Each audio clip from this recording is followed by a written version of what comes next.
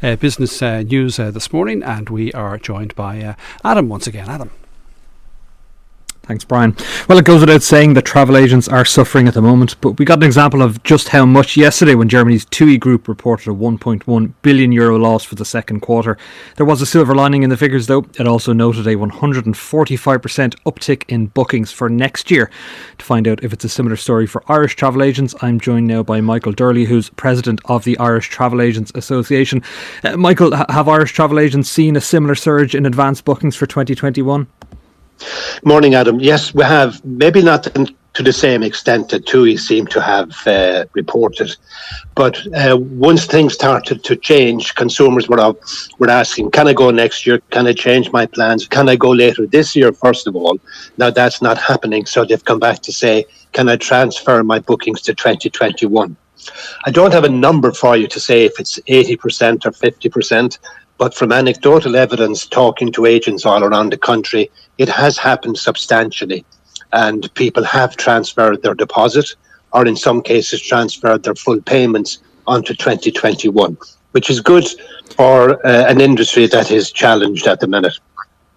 We might get to that in a moment, but people might be worried about the what-ifs of booking next year. So if COVID is still impacting travel, then, for example, what protections would bookers have?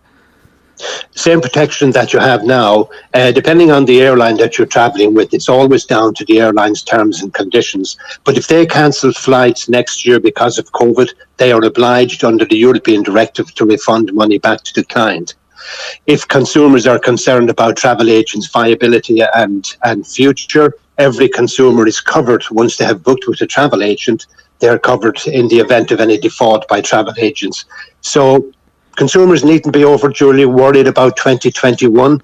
It's a long time away. We all know that a week is a big thing in the present situation. So consumers can safely say yes. We also have, mind you, people on a small scale actually looking to book holidays for 2021. Not in huge numbers, unfortunately, but it is a trickle. There's a trickle of that happening out there. And what consumers are finding at the minute is that travel agent is not just a booking agent, he's your travel manager. He's managing your booking, or she is managing your booking from the beginning right through to the end, and dealing with all the unforeseen events that can happen. So you're lucky in the sense, if you booked with a travel agent, you have a travel manager, and that's working quite well.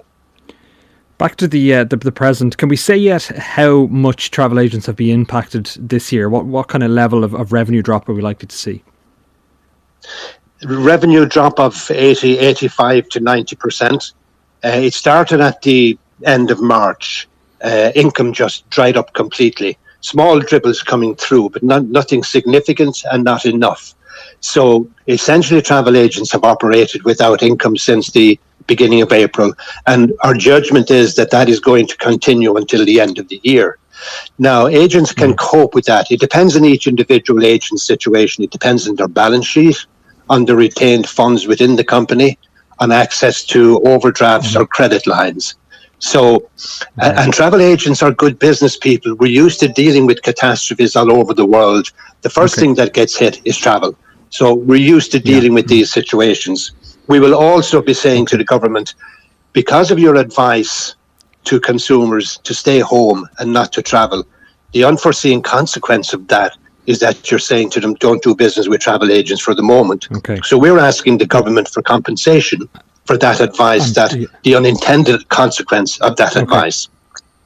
I'm sure you'll be making that case loud and clear to the government. Michael Doorley, President of the Irish Travel Agents Association, thank you for that. More business news the next hour. For now, though, it's back to you, Gavin.